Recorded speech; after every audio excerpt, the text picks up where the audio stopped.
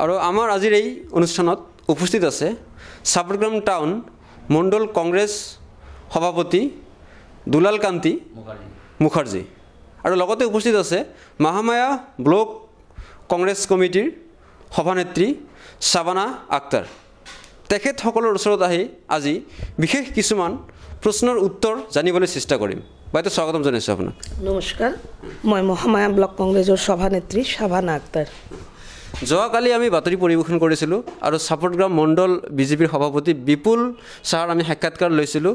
তেখেতে কৈছিল যে চাপৰগ্ৰামত বৰ্তমান কংগ্ৰেছৰ এনেকুৱা অৱস্থা হৈ গৈছে, কংগ্ৰেছৰ ঝাণ্ডা ধৰাৰ কাৰণে তেখেতসকলৰ কোনো মানুহ নাই, এনেকুৱা পৰিস্থিতি হৈ গৈছে। এই সন্দৰ্ভত আপোনাৰ প্ৰতিক্ৰিয়া কি হ'ব আপোনাৰ পৰা জানিব বিচাৰিম বাইদেউ। সৰ্বপ্ৰথমে মই মাননীয় সভাপতি চাপৰগ্ৰাম টাউন বিজেপিৰ বিপুল সাহা মহাশয়ক অনুৰোধ কৰিছোঁ যে যাতে সাংবাদিকৰ লগত কেনেকৈ বিহেভ কৰিব লাগিব, কেনেকৈ কথা পাতিব লাগে তেওঁ যাতে শিকে। কাৰণ তেওঁৰ সাক্ষাৎকাৰটো মই চাইছিলোঁ, তেওঁ যেনেকৈ হাত চাত দি যেনেকৈ সাংবাদিকৰ লগত কথা পাতি আছিল, তেওঁ যে এটা একনায়কত্ববাদ চলাই আছে চাপৰগ্ৰামত, এইটো তাৰ কালি সংবাদ মাধ্যমটো চাই গোটেই চাপৰগ্ৰামৰ ৰাইজে বুজি পাইছে যে তেওঁ একনায়কত্ববাদ চলাই আছে। আৰু তেওঁ এনেধৰণৰ কথা যিবিলাক কৈছে যে কংগ্ৰেছৰ ঝাণ্ডা ধৰাৰ মানুহ নাই, কংগ্ৰেছৰ ঝাণ্ডা ধৰাৰ যথেষ্ট মানুহ আছে আৰু কংগ্ৰেছৰ ঝাণ্ডা ধৰাৰ কি মানুহ আছে কি মানুহ নাই তেখেত 9 তাৰিখত প্ৰমাণ পাব ৰিজাল্টত। লগতে আৰু এষাৰ কথা ক'বলৈ দিছোঁ যে কংগ্ৰেছ বৰ্তমান অস্তিত্বহীনতাত ভুগিছে। অস্তিত্বহীনতাত যদি ভুগিছে সিহঁতে ভুগিছে, কাৰণ অস্তিত্বহীনতাৰ কথা যদি কয় কংগ্ৰেছ খেলিবলৈ বিচাৰিছিল, কিন্তু সিহঁতে ষড়যন্ত্ৰমূলকভাৱে সিহঁতে কয় যে 15 দিন ধৰি সিহঁতে স্কুটনি কৰি নমিনেশ্যন দিছে আৰু আমাৰ স্কুটনি হোৱা নাই। ষড়যন্ত্ৰমূলকভাৱে সিহঁতে 2টা নমিনেশ্যন কেঞ্চেল কৰিছে, কাৰণ সিহঁতৰ ভৰিৰ তলত মাটি নাই। কাৰণ চেণ্ডিকেট কৰি কৰি কৰি কৰি চাপৰগ্ৰামৰ ৰাইজক এনেকুৱা হাৰাশাস্তি দিছে, যাৰ কাৰণে সিহঁতে যদি পাৰে 10টা ৱাৰ্ডতে ইলেকশ্যন নকৰি সিহঁতে চিলেকশ্যনতহে গুৰুত্ব দিছে। চিলেকশ্যনততো সিহঁতে পাব, কাৰণ সিহঁতৰ চৰকাৰ, সিহঁতৰ মিথ্যা দি জাপি দি তাৰপিছত অফিচাৰক মেনেজ কৰি সিহঁতে যাতে চিলেকশ্যন হ'ব হৈ যাতে কমিটিটো গঠন কৰিব পাৰে, টাউন কমিটিটো, সিহঁতৰ ধান্দাটো এইটোৱে আছিল, যাৰ কাৰণে নমিনেশ্যন কেঞ্চেল কৰিছে। যদি অস্তিত্বই নাই কংগ্ৰেছৰ, তেনেহ'লে কংগ্ৰেছৰ লগত খেলতে ইমান ভয় কিয়? আৰু এষাৰ কথা কৈছিল যে চাপৰগ্ৰামত ইতিমধ্যে 3টা বিজেপিৰ প্ৰাৰ্থী ইতিমধ্যে নিৰ্বাচন বৈতৰণি পাৰ হৈছে বিনা প্ৰতিদ্বন্দ্বিতাৰে, আৰু বাকী যি 7টা যি আছে এই 7টাত বিজেপিৰ দখলত যাব বুলি জানিবলৈ দিছে। আপোনাৰ কি প্ৰতিক্ৰিয়া হ'ব ইয়াত? তেওঁ জানিবলৈ দিছে তেওঁ সেইটো বিজেপিৰ দখলত যাব। তেওঁ সামান্য নিৰ্দলীয়বিলাকক বিজেপি ভয় খাই আছে, কংগ্ৰেছটো দূৰৰ কথা, নেশ্যনেল পাৰ্টি। তেওঁৰ সাক্ষাৎকাৰক মই এইটোও দেখিছোঁ যে অশোক সিঙি তেওঁ পূব সমষ্টিৰ মাননীয় প্ৰাক্তন বিধায়ক হয়, আৰু অশোক সিঙি কেতিয়াও অৰুণোদয় দিব নোৱাৰে। তেওঁ জানিব লাগে, এটা পাৰ্টি প্ৰেচিডেণ্ট জানিব লাগে যে ছিষ্টেমটো কি হয়, MLA কি দিব পাৰে, MPয়ে কি দিব পাৰে, টাউন কমিটিৰ পৌৰপতিয়ে কি দিব পাৰে। তো অৰুণোদয় যিটো আজি অশোক সিঙি দিছে সেইটো অশোক সিঙি দিয়া নাই, সেইটো টাউন কমিটিৰ স্কিম অনুযায়ী বা বিজেপিৰ এটা স্কিম অনুযায়ী টাউন কমিটিৰ কিছুমান হিতাধিকাৰী পাইছে। যেনেকুৱা টাউন কমিটিৰ চেয়াৰমেন আছিল সন্তোষ কুমাৰ দত্ত, এই হিতাধিকাৰী অৰুণোদয় আজি নাম হৈছে, তেতিয়া নাম আছিল কল্পতৰু। আৰু বিধৱা পেঞ্চন এককালীন স্বামী যেতিয়া ঢুকায় 10,000 টকাকৈ, এইবিলাকতো চব কংগ্ৰেছৰে আঁচনি আছিল। এতিয়া কংগ্ৰেছৰ আঁচনিৰ নামবিলাক পৰিৱৰ্তন কৰি কৰি সিহঁতে কৈ আছে, আৰু MP MLA একো কৰা নাই। যদি মই মাননীয় সভাপতিক সুধিব বিচাৰোঁ, MP MLA যদি একোই কৰা নাই, আজি যিটো ৰাস্তা ইমান ভাল হৈছে নয়াহাটৰ পৰা চাপৰগ্ৰামলৈকে, যিটো দীৰ্ঘদিনীয়া সমস্যা আছিল, সেইটোতো MLA ফাণ্ডৰ টকা, MP ফাণ্ডৰ টকা। চাপৰগ্ৰামৰ আজি ৰাস্তা ঘাটবিলাক ইমানেই ভাল, চবেই এইটো কয় যে ৰাস্তা ঘাট ভাল, তো এইবিলাক MP MLAৰ কাম। আৰু অশোক সিঙিৰ যদি এতিয়া হিতাধিকাৰীক দিয়া কাম, তো অশোক সিঙি এটা কাম কৰিব পাৰে। অৰুণোদয় দিয়া যদি অশোক সিঙিয়ে দিছে, তেনেহ'লে আমি জনামতে দেৱময় সন্নাল ধুবুৰীত ইলেকশ্যন হাৰাৰ পিছত তেওঁ ৱাৰ্ড কমিশ্যনাৰ খেলি আছে। অশোক সিঙিয়েও কিন্তু চাপৰগ্ৰামত নাম লগাই এটা ৱাৰ্ডত টাউন কমিটি ইলেকশ্যন খেলিলে আমিও ভাল পালোঁ হয়, কাৰণ তেওঁ তেতিয়া আৰু 3,000তকৈ 6,000 অৰুণোদয় দিব পাৰিব। এইটো কথা। আৰু এটা কথা, মাননীয় মুখ্যমন্ত্ৰী আমাৰ টাউন মণ্ডল বিজেপিৰ সভাপতিৰ লগত কথা পাতিছে যে যদি সাপটগ্ৰামত 10টা ৱাৰ্ডত যদি ৰাইজে ভোট দি বিজেপিৰ ৱাৰ্ড কমিশ্যনাৰ যদি জয়ী কৰায় তেনেহ'লে সেই হস্পিটেল 30 বেডেড হ'ব আৰু ইনডোৰ ষ্টেডিয়াম হ'ব। আজিলৈকে বিজেপিয়ে মিথ্যাৰ ফুলজৰি দিছে। যিমান ডেভেলপমেণ্ট হৈছে কংগ্ৰেছৰ দিনত হৈছে। টাউন কমিটি যেটো হল যেটো বিল্ডিং এইটো 10% পুল ফাণ্ডৰ পৰা হৈছে। 10% আমি কংগ্ৰেছ যেতিয়া হেৰি আছিল টাউন কমিটি চাৰ্জত আছিল সেই সময়ত চেংচন টকা সেই সময়ত চেংচন কৰা টকা সেই টকাটো পিছত আহিছে কাম পিছত কৰিলে কামটো কিন্তু টকাটো কংগ্ৰেছ আমলৰ হয়। 10% পুল ফাণ্ড চেণ্ট্ৰেল স্পন্সৰ স্কিম ৰিবিল্ডিং যিটো হ'লো 4 কোটি কিমান টকা আছিল আৰু এইটো সন্তোষ দত্ত চেয়াৰমেন যেতিয়া আছিল তেতিয়া এইটো চেংচন হ'ল কিন্তু ফাণ্ড ৰিলিজ হ'ল পিছতে অলপ পিছতে ৰিলিজ হ'ল। তেতিয়া জগন্নাথ সাহা আহিল চেয়াৰমেন হৈ আহিল আৰু একচুৱেলি এইটো কংগ্ৰেছে চেংচন কৰা টকা প্ৰজেক্ট এইটো প্ৰজেক্ট ডাঙৰ প্ৰজেক্ট এইটো কংগ্ৰেছে আনিছিল আৰু কথা বিগত 10 বছৰৰ ভিতৰত বৰ্তমান যি বিজেপি চৰকাৰ টাউন কমিটি চাৰ্জত আছে এখেতে এটা প্ৰজেক্টও আনিব পৰা নাই। যিবিলাক প্ৰজেক্ট আহিছে এটা হ'ল 10% পুল ফাণ্ড যিটো মানে বিল্ডিংটো বনালে টাউন কমিটি এইটো আহিল 2007ত যেতিয়া টাউন কমিটিত কংগ্ৰেছ শাসনাধীন আছিল। আৰু ষ্ট্ৰম ৱাটাৰ ড্ৰেনেজ প্ৰজেক্ট সেই প্ৰজেক্টটোৰ কংগ্ৰেছ চৰকাৰৰ যেতিয়া কংগ্ৰেছ চাৰ্জত অনা হৈছিল আৰু কি 2008 এনেকুৱা সময়ত আৰু কি। নেক্সট হ'ল IDSMT প্ৰজেক্ট এইটো 2006-07ত কংগ্ৰেছৰ প্ৰজেক্ট। 2000 UIDSMT এই প্ৰজেক্টটো কংগ্ৰেছৰ আনিছিল সাপটগ্ৰামত। এই প্ৰজেক্ট বাদ দি এই 10 বছৰত এটা প্ৰজেক্টও বিজেপি আনিব পৰা নাই।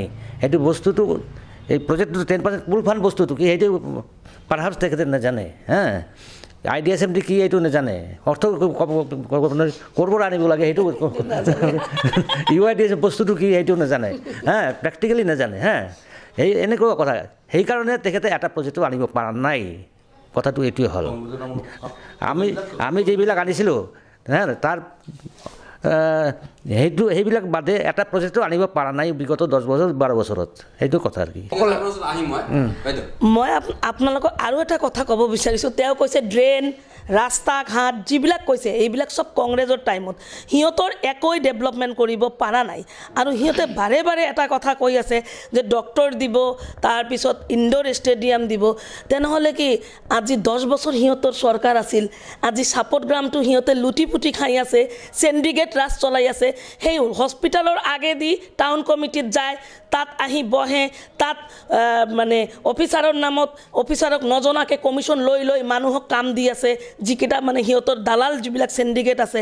আৰু হস্পিটেলটোৰ কথা কেতিয়াও মনত কৰা নাই। এতিয়া নিৰ্বাচন আহিছে এতিয়া হস্পিটেলত ডক্টৰৰ কথা মনত হৈছে।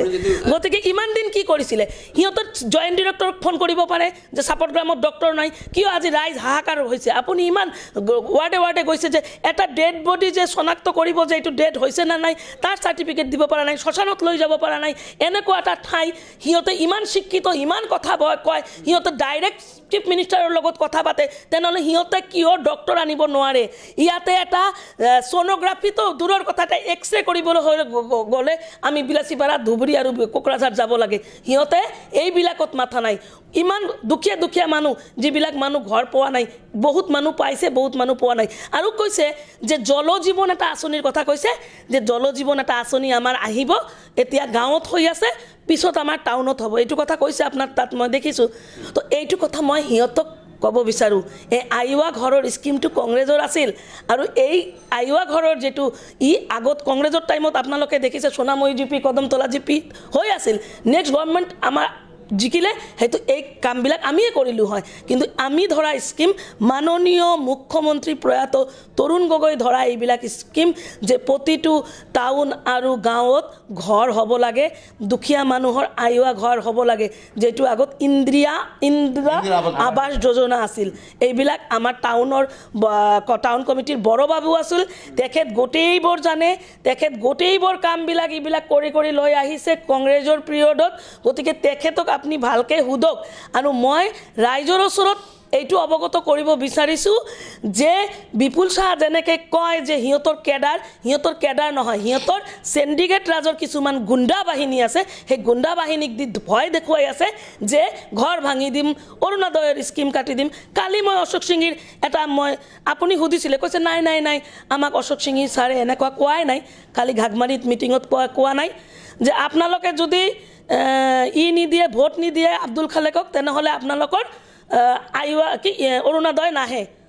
মই এইটো আছোঁ নহয়, কেনেকৈ কৰিব মই জানো নহয়, আপোনালোকে ভোট দিয়ক, মই বিপুলক লৈ মই চব কাম কৰি দিম আৰু ভোট নাদিলে তোমাক মই অৰুণোদয় নাদিম। এইবিলাক কথা যিবিলাক কথা অশোক সিঙে কৈ আছে এইবিলাক মিথ্যা ফুলজৰি, এইবিলাক একো কৰিব নোৱাৰে। গতিকে ৰাইজক ভয় ভীতি দেখুৱাই লাভ নাই। ৰাইজ ওলাই আহিছে। মই আমাৰ 3টা ৱাৰ্ডৰ কংগ্ৰেছৰ প্ৰাৰ্থীৰ কাৰণে ভোট ভিক্ষা কৰিছোঁ। আমি কংগ্ৰেছৰ প্ৰাৰ্থীক ভোট দিব লাগে বুলি আমি ৰাইজক অৱগত কৰিছোঁ আৰু বাকী যিবিলাক ৱাৰ্ড আছে এইটো ৰাইজে বুজিব কোন ভাল কোন বেয়া। কিন্তু তেওঁৰ বিহেভিয়াৰতে পৰিচয় হৈছে যে তেওঁ এটা একনায়কত্ববাদ সৃষ্টি কৰাৰ চেষ্টা কৰিছে। ঠিক আছে আপুনি আৰু এষাৰ কথা কৈছিল কেইদিনমান আগতে যে তেখেতসকলে ঠিকাদাৰসকলে চাপৰগ্ৰাম পৌৰসভাখন চলাই আছে, ঠিকাদাৰ কেইজন মানে তেখেতক মই প্ৰশ্ন কৰাত কৈছে যে আমি কোনো ঠিকাদাৰে আমাৰ মুৰব্বীসকল আমাৰ ঠিকাদাৰ নহয় আৰু যিহেতু যেতিয়া আমাৰ কামখিনি যেতিয়া আহে আমাৰ উন্নয়নমূলক কামবিলাক যেতিয়া হয় তেতিয়া আমাৰ অপেন টেণ্ডাৰ হয়, অপেন টেণ্ডাৰত যিয়ে পায় সিয়ে কামখিনি কৰে। কিন্তু আপুনি কৈছিল নহয় ঠিকাদাৰ কেইটাহে দলৰ মুৰব্বী, কি ক'ব এই সন্দৰ্ভত? হয়, ঠিকাদাৰ কেইটা দলৰ মুৰব্বী আৰু তেওঁ নিজৰ কথাত এটা কথা কৈছে, চাপৰগ্ৰাম ৰাইজ মই আপোনালোকক অৱগত কৰিছোঁ। তেওঁ কৈছে বিৰোধী নাই মানে ইমান দিন যিবিলাক কৰি আহিছে বিৰোধী পোৱা নাই কাৰণে সিহঁতে লুণ্ঠন বাজ কৰি আহিছে, কমিশ্যন ৰাজ কৰি আহিছে। আজি সুব্ৰত দত্ত অলপ কেইদিন আগত তেওঁ নিজেও জানে, নিজেও কৈছে যে যিমান কামবিলাক হয় চব পাৰ্চেণ্টেজত হয়, যাৰ কাৰণে কামৰ নমুনাবিলাক আপোনালোকে চাব বহুত পুৱৰ হয়। তেখেতৰ ৱাৰ্ডতো কাম হৈছিল কিছুমান আগৰে, এইবিলাকতো স্কিমবিলাকতো আপোনালোকে জানে। মইতো কালিও কৈছোঁ যে সন্তোষ দত্ত যিটো টাউন কমিটিৰ বিল্ডিং ড্ৰেনেজ প্ৰজেক্ট যিবিলাক বনাই থৈ গ'ল, কোনো নতুনকৈ যদি টাউন কমিটি যেনেকুৱা বিজেপি দখল কৰিছিল সেইটো কাটিব পৰা নাই। কালি যদি আমি কংগ্ৰেছে টাউন কমিটি দখল কৰোঁ তেনেহ'লে যাক অৰুণোদয় দিছে আমি কাটিব নোৱাৰিম, ঘৰ যাক দিছে আমি এইবিলাক চেঞ্জ কৰিব নোৱাৰিম। এইবিলাক অলৰেডি গভৰ্ণমেণ্ট এপ্ৰুভ হৈ গৈছে। গতিকে সিহঁতে যিবিলাক কথা কৈ আছে যে দালাল নাই, লুণ্ঠন হোৱা নাই, যদি দালাল নাই, যদি লুণ্ঠন হোৱা নাই তেনেহ'লে ইমান নিৰ্দলীয় প্ৰাৰ্থী কিয়? তেনেহ'লেতো যেনেকুৱা বিনা প্ৰতিদ্বন্দ্বিতাই 2টা ৱাৰ্ড জিকি লৈছে আৰু 2টা ৱাৰ্ডত নমিনেশ্যন কেঞ্চেল কৰাইছে, তেনেহ'লেতো মানুহতো থিয়ই হ'ব নালাগিছিল, মানুহে বুজি পায়। যাৰ কাৰণে সিহঁতৰ নিচিনা মানে মানুহক দেখাই আৰু মিথ্যা ফুলজৰি দিয়াৰ কোনো অৰ্থ নাই। আমাৰ এটাই কথা, চাপৰগ্ৰামত উন্নয়ন হ'ব লাগে, এটা ভাল সুস্থ সমাজ হ'ব লাগে, তাত দালাল চিষ্টেম চেণ্ডিকেট যিটো আছে এইটো উৎখাত হ'ব লাগে। আৰু গোটেই চাপৰগ্ৰামৰ দোকানদাৰৰ পৰা আৰম্ভ কৰি গোটেই চাপৰগ্ৰামৰ ৰাইজে জানে যে ইয়াত চেণ্ডিকেট চিষ্টেম চলি আছে। তেওঁ কৈছে যে বিৰোধী নাই, এইবাৰ চাব যে বিৰোধী আছে, কাৰণ আমি এইবাৰ প্ৰত্যেকটো টাউন কমিটিৰ প্ৰতিটো কামৰ প্ৰতিটো বস্তুৰ আমি এইবাৰ ইনকুৱাৰী কৰিম আৰু আমি সিহঁতক লুণ্ঠন ৰাজ এইবাৰ কৰিব নিদিওঁ। এই আহ্বান চাপৰগ্ৰামৰ জনসাধাৰণৰ ওপৰত, কাৰণ সিহঁতে কৈছে বিৰোধী নাই কাৰণে সিহঁতে খুব ধুনীয়াকৈ একচেটিয়াভাৱে লুণ্ঠন ৰাজ চলাই গৈছে। গতিকে আপোনালোকৰ ওচৰত নিবেদন যাতে আপোনালোকে কোনো ভয় নাখায়। আপোনালোকক আমাৰ 7 নম্বৰ 1 নম্বৰ আৰু 10 নম্বৰ ৱাৰ্ডত বাৰে বাৰে কৈছোঁ যে কোনো ঘৰ ভাঙিব নোৱাৰে, এটা ঘৰ অশোক সিঙে ভাঙিব নোৱাৰে। তেওঁতো এটা বিজেপিৰ হাৰা MLA, তেওঁৰ নিজৰ জেগাত কোনো অস্তিত্ব নাই, সেইকাৰণে বাৰে বাৰে চাপৰগ্ৰামত আহে, সমষ্টিও নাই তাৰ, তেওঁ উৎখাত হৈছে। AGPৰ লগত সিহঁতৰ এলায়েন্স আছিল। প্ৰশান্ত বৰুৱা কালি মই চালোঁ সাক্ষাৎকাৰক, AGPও সিহঁতক একেবাৰে নস্বাত কৰি দিছে। তেওঁ বেলেগে বিলাসীপাৰা টাউন কমিটিত কেণ্ডিডেট দিছে। গতিকে তেওঁৰ অস্তিত্ব খুব বেয়া, যাৰ কাৰণে বাৰে বাৰে আহি চাপৰগ্ৰামত নেতা হ'ব খুজিছে। গতিকে ইমানেই যদি আপোনাৰ নেতা হোৱাৰ ইচ্ছা, মই আপোনাক সংবাদ মাধ্যমৰ জৰিয়তে আহ্বান কৰিলোঁ, আপুনি 2026ত আহক, আপোনাৰ লগত MLA ইলেকশ্যন খেলিম। কাৰণ আপুনি ইমান যিহেতু কাম কৰি আছে, উন্নয়ন কৰি আছে, MLA ইলেকশ্যনত আপোনাৰ লগত আমি অকলে যুঁজত নামিম, দলৰ প্ৰাৰ্থী কংগ্ৰেছৰ। আপুনি আহক, আপোনাক ইয়াৰ পৰাই MLA বনোৱা হ'ব, আহক খেলক। ধন্যবাদ। ঠিক আছে।